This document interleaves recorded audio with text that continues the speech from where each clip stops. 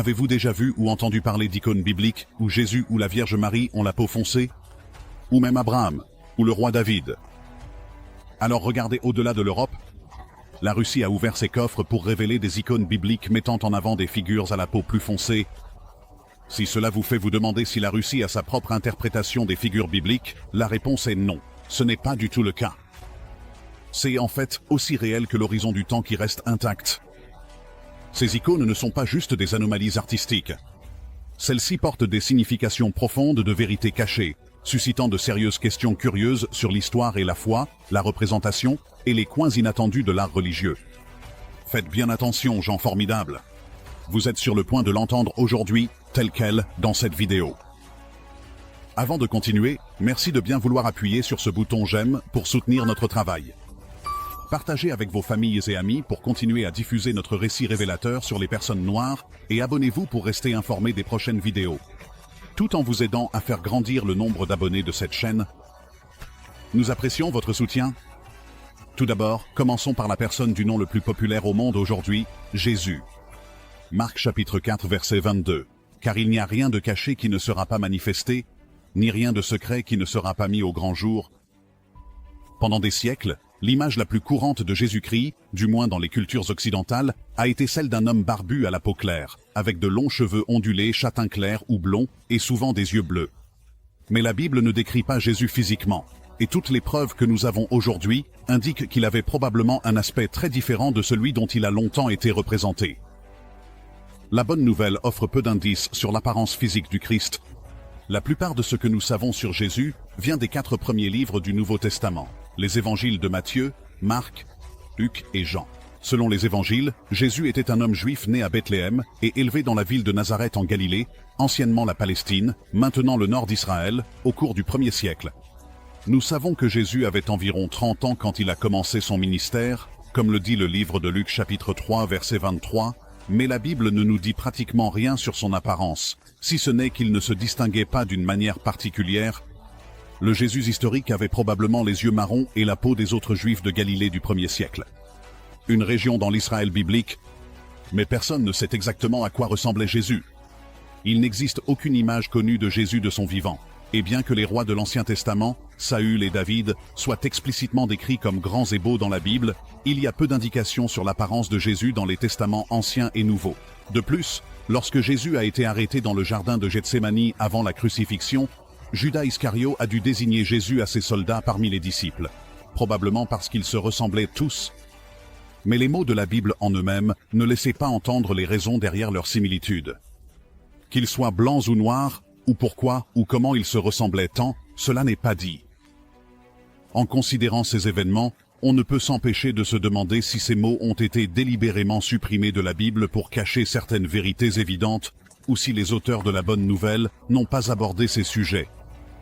Cependant, la représentation de Jésus en tant qu'homme blanc européen a été de nouveau scrutée pendant cette période d'introspection sur l'héritage du racisme dans la société, et sur la réalité de la vérité. L'un des principaux facteurs de ce nouvel examen vient des nouvelles qui font grand bruit concernant certaines révélations fracassantes en provenance de Russie. Depuis un certain temps, la nouveauté de cet événement fait parler tout le monde avec émerveillement. Le président russe Vladimir Poutine a décidé de déplacer l'une des icônes les plus sacrées, Russie d'un musée vers une cathédrale de Moscou. Cela soulève un débat autour de la dépendance croissante de Poutine envers l'Église. En soulignant l'importance de l'icône sacrée, Poutine a ordonné que la trinité d'Andrei Roublev soit transférée à l'église orthodoxe russe depuis la galerie Tretiakov de Moscou pour une durée d'1 an. Le déplacement de l'icône la plus connue de Russie met en lumière à quel point la guerre a entrelacé de près la politique et la religion. L'icône présente le chêne de Mamre, où les 3 anges ont rendu visite à Abraham. Dans le livre de la Genèse, as-tu remarqué quelque chose à propos de ces icônes exposées? Ce sont toutes des icônes noires datant du XIVe siècle, rassemblées à partir de collections privées à travers la Russie. Des chefs-d'œuvre rares et très difficiles, dont la plupart ont été détruits pendant l'ère soviétique. C'est très beau, ça te donne des frissons, c'est une exposition remarquable. C'est une exposition qui nourrit les sens. Tout est si gris dehors en ce moment, et ici, tout à coup, c'est un festin pour les yeux. Ces icônes que tu vois sont les survivantes de ce qui reste. Si les musées ne les avaient pas sauvées, elles n'existeraient pas aujourd'hui. Il y avait autrefois des millions de ces icônes, mais maintenant, il n'en reste que 50 000 à portée de vue. Le dévoilement de ces icônes est un puissant témoignage de la force durable de la vérité.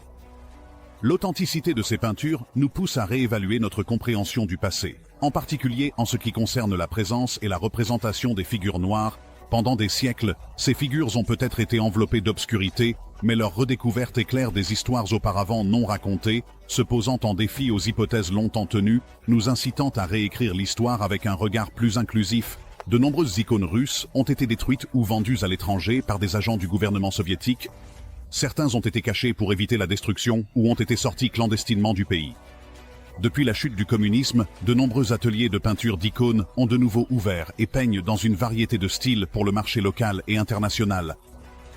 De nombreuses icônes anciennes, cachées, ont également été récupérées de leur cachette ou ramenées de l'étranger. Le Castil San Angelo à Rome accueille actuellement une exposition de 40 icônes russes qui ont quitté leur pays pour la première fois.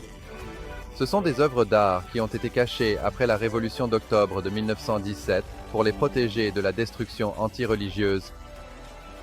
C'est la première fois qu'un grand nombre d'icônes russes viennent ici en Italie.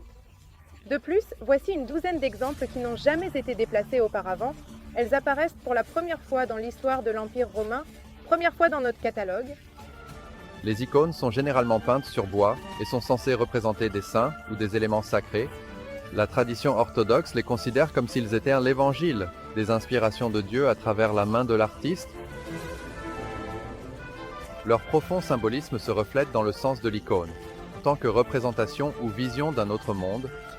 Le bois évoque la Sainte Croix à travers son fond doré, la lumière divine et le tissu attaché au bois évoque le tissu qui a couvert le corps de Jésus-Christ. C'est d'une grande importance et fondamentale. Sans aucun doute, elles ont une grande importance et une reconnaissance fondamentale en Russie, car les icônes représentent pour la Russie ce que les pyramides représentent pour l'Égypte ou les temples pour les Grecs. L'exposition présente des icônes allant du XVe siècle jusqu'au début du XXe siècle. C'est une occasion rare de voir l'âme religieuse de la Russie à travers ces... Il y a eu tellement de débats qui se déroulent dans le monde ces derniers temps, éveillés par le dévoilement de ces icônes bibliques noires. Certains ont tendance à penser que les icônes ont noirci avec le temps à cause de l'âge, tandis que d'autres disent que la noirceur des icônes n'a rien à voir avec l'âge, mais est une mesure d'exactitude destinée à représenter la couleur réelle des peaux des personnes peintes. Parce qu'ils étaient des personnes noires, dit Robert Rubin. Pourquoi leurs vêtements ne sont-ils pas devenus noirs dans ces peintures, ou dans toutes les peintures? Les véritables Israélites étaient des personnes à la peau noire, pas blanche. De même, les anciens Égyptiens. La structure de Richette en Mauritanie est aussi l'emplacement d'Atlantis. Les Russes n'ont pas changé leur peinture comme d'autres pays l'ont fait, ils ont simplement gardé les vraies peintures et l'iconographie. Regardez les cartes anciennes et vous verrez que le royaume de Juda était ensuite situé en Afrique de l'Ouest. La nation juive a été détruite par Titus. Des millions de Juifs ont fui en Afrique. Ils ont fini par se retrouver dans l'ouest de l'Afrique. De là, ils ont été vendus comme esclaves dans presque toutes les parties du monde. Penses-tu que la haine envers les personnes noires est juste normale ou une coïncidence?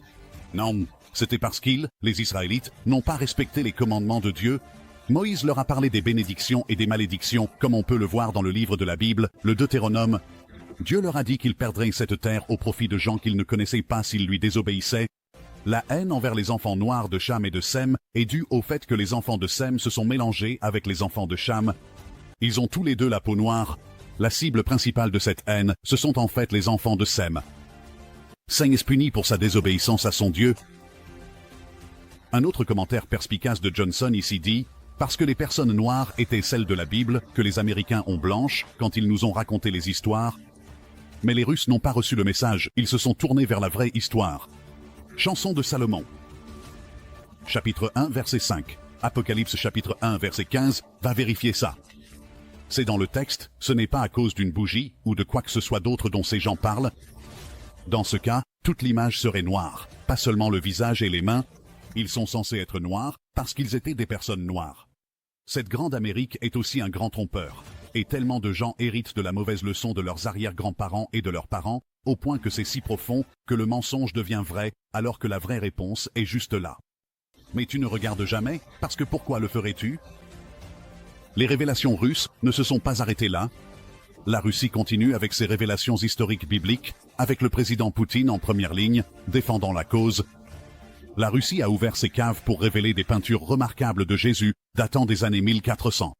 Par le père Vladimir Ivanov. C'est un livre très convoité par différents cercles parce qu'il contient des icônes noires. Il contient l'histoire des personnes noires dans des endroits comme la Russie, l'Italie et partout en Europe. Ce livre peut coûter entre 1300 et 3000 $. Donc, ce n'est pas un livre facile à obtenir. En fait, j'ai emprunté ce livre à un ami, tu sais. Ce livre a beaucoup de représentations intéressantes. Beaucoup d'entre eux concernent la Bible, comme ici, c'est la transfiguration du Christ. Et tu vois, ce sont des personnes noires dans des grottes, je crois, c'est ce que ça a l'air. Des gens noirs dans toute l'image. C'est une connaissance qui échappe aux personnes noires ici en Amérique. C'est clairement quelque chose qu'on ne verrait jamais, ou dont on n'entendrait jamais parler dans le système éducatif. Maintenant, je suis sûr qu'il y a des étudiants en histoire noire dans les universités qui se spécialisent dans l'histoire noire ou l'histoire du monde, et ils n'ont jamais vu quelque chose comme ça auparavant, du moins pas du point de vue européen. Vous savez, c'est la crucifixion du Christ, et là-dedans, on voit des anges noirs. Les gens qui l'entourent sont noirs. C'est très intéressant parce que les images que nous voyons sont contraires à ce que nous avons connu toute notre vie ou ce qu'on nous a appris toute notre vie. Comme je l'ai dit encore une fois, ce genre d'image de l'Antiquité échappe. Les personnes noires ici en Amérique, et je peux dire que toutes les personnes en général, ne savent pas. Je suis sûr qu'il y a plein de personnes caucasiennes et des gens de toute nationalité qui ne savent pas à quel point les personnes noires ont couvert la terre. Et, dans de nombreux cas, comme ici, ce que vous voyez était en position de pouvoir. On dirait vraiment certainement un roi. Les images de Jésus et d'autres figures historiques dans les icônes noires de Russie remettent en question la perception généralement connue de l'Antiquité et révèlent l'ampleur de la présence et de l'influence des personnes noires à travers l'histoire. Des peintures des 1500 et 1600 représentant des icônes noires, y compris Jésus et Marie, dans un livre très recherché qui explore l'histoire des personnes noires en Russie, en Italie et dans d'autres parties de l'Europe. Le livre contient des représentations intéressantes de personnes noires dans des scènes bibliques, ce qui est une connaissance qui n'est pas enseignée dans le système éducatif américain. Cependant, les débats concernant l'authenticité de ces icônes continuent, et Alex Pismeni, un développeur de logiciels et chrétien catholique, a des choses à apporter. Les chrétiens russes ont adopté l'orthodoxie byzantine dans son intégralité. Cela inclut bien sûr l'iconographie. Le principe fondamental de l'iconographie orthodoxe, c'est qu'il n'y a pas de changement. Les icônes sont autant que possible des portraits du Christ, de Notre-Dame et d'autres saints.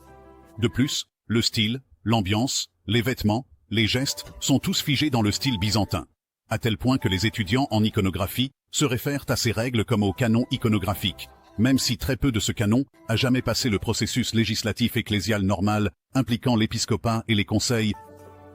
À l'avenir, alors que la Russie continue d'étonner le monde sous cet angle, le feu inextinguible de la vérité persiste à travers l'obscurité de l'histoire. Il n'y a pas si longtemps, des manifestants avaient appelé à la suppression des statues confédérées aux États-Unis. L'activiste Sean King est allé plus loin, suggérant que les fresques et les œuvres d'art représentant un Jésus blanc devraient être retirées. Ces préoccupations concernant la représentation du Christ et la façon dont elle est utilisée pour soutenir des notions de suprématie blanche ne sont pas isolées. Des chercheurs éminents et l'archevêque de Canterbury ont appelé à reconsidérer la représentation de Jésus en tant qu'homme blanc. C'est seulement récemment, le 22 juin 2020, l'écrivain et activiste Sean King a annoncé qu'il soutenait la destruction des statues qui représentent un Jésus blanc. King, qui avait tweeté ses remarques ce mémorable lundi de juin 2022, À noter que les historiens pensent que Jésus avait probablement l'apparence des gens qui vivaient typiquement au Moyen-Orient à son époque, plutôt que celle de l'homme blanc, qui est souvent représenté dans l'iconographie chrétienne. Oui, je pense que les statues de l'Européen blanc qu'ils prétendent être Jésus devraient aussi être retirées, a tweeté King. C'est une forme de suprématie blanche, ça l'a toujours été. Dans la Bible, quand la famille de Jésus voulait se cacher et se fondre dans la foule, devinez où ils sont allés. L'Égypte, pas le Danemark, a-t-il ajouté. Démolissez-les. Les commentaires ont rapidement suscité la condamnation de certains sur la plateforme, y compris plusieurs figures conservatrices éminentes. King a précisé qu'il plaidait seulement pour que les statues d'un Jésus blanc soient détruites en réponse à un tweet du comte de PragerU, une organisation à but non lucratif, cofondée par l'animateur de talk-show conservateur Dennis Prager. Il a également fait remarquer que les vitraux et d'autres images d'un Jésus blanc, de sa mère blanche et de leurs amis blancs devraient tous être détruits, insistant sur le fait qu'ils sont une propagande raciste et une forme grossière de suprématie blanche. King a partagé une image d'un Jésus à la peau plus foncée qui est apparue dans un article de Popular Mechanics en 2002, que les chercheurs estiment peut-être plus précise que celle montrant Jésus comme un Européen. Il a commenté que l'image aurait été intolérable pour les Américains blancs qui ont participé à l'esclavage. Les experts ont depuis longtemps dit que c'est probablement la représentation la plus précise de Jésus. Les Américains blancs qui ont acheté, vendu, échangé, violé et fait travailler les Africains jusqu'à la mort pendant des centaines d'années dans ce pays, ne pouvaient tout simplement pas avoir cet homme au centre de leur foi. Sean King a encore tweeté, le 23 juin 2020, un jour après avoir exprimé son soutien à la destruction de toutes les statues de Jésus blanc. Un tweet de Jenna Ellis, une avocate représentant le président Donald Trump, a averti qu'elle ne céderait pas s'ils essayaient d'annuler le christianisme, bien qu'il ne soit pas clair si c'était en réponse directe au tweet de King. Quoi qu'il en soit, King a répondu que ce que l'avocate défendait en réalité ici, c'est sa blancheur. La blancheur chrétienne a besoin d'un Jésus blanc, a tweeté King à Ellis. Ce n'est pas une question de générosité ou de gentillesse. Ce n'est pas une question de protéger les vulnérables, c'est à propos de la blancheur elle-même. Attaquez le Jésus blanc pour elle, et vous attaquez sa foi. Des statues ont été détruites et abattues au milieu des manifestations en cours contre l'injustice raciale et la brutalité policière qui ont balayé la nation ces dernières années, depuis 2020, bien que les statues et monuments rendant hommage à la Confédération aient été principalement ciblés, des statues d'autres figures de l'histoire américaine précoce ont également été abattues. Le mouvement pour abattre et défigurer des statues controversées a pris de l'ampleur au Royaume-Uni, ainsi qu'en Europe et aux États-Unis, mais a divisé l'opinion publique, certains critiquent le qualifiant de loi du mob, tandis que d'autres l'applaudissent comme un moyen de s'attaquer au racisme systémique. Justin Welby, l'archevêque de Canterbury et chef de l'Église d'Angleterre, a déclaré que l'Église devrait reconsidérer sa représentation de Jésus comme un homme blanc. En parlant à l'émission Today de la BBC, Welby a été interrogé sur la nécessité de repenser et de réimaginer la façon dont l'Église occidentale représente Jésus. Oui, bien sûr que ça l'est, a-t-il dit, ajoutant que Jésus était représenté différemment dans les pays du monde. Il était régulièrement en contact avec des dirigeants de l'Église anglicane du monde entier, a-t-il dit, qui ne représentaient pas Jésus comme blanc. Dans leurs églises, vous ne voyez pas un Jésus blanc, vous voyez un Jésus noir, ou un Jésus chinois, ou un Jésus du Moyen-Orient, ce qui est bien sûr le plus précis.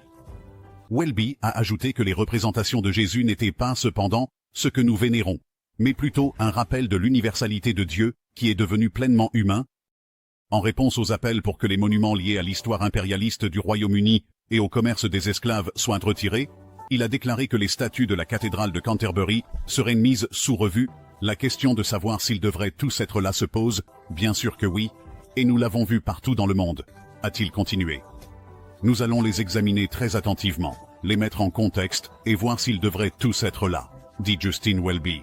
En conclusion, le dévoilement de ces icônes noires sert de puissant rappel que l'histoire est souvent enveloppée d'obscurité, mais que la vérité a une façon de percer. Ces artefacts nous poussent à réexaminer notre compréhension du passé et à remettre en question des récits longtemps établis. Si leur authenticité est confirmée, les peintures offrent un aperçu d'un aspect de l'histoire jusqu'alors inconnu, nous forçant à affronter les complexités de la représentation.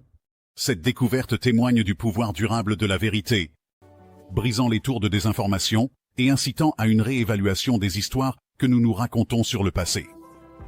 Cela nous amène à la fin d'un autre segment vidéo. Partagez vos pensées avec nous dans la section des commentaires ci-dessous, nous sommes toujours ravis de les lire.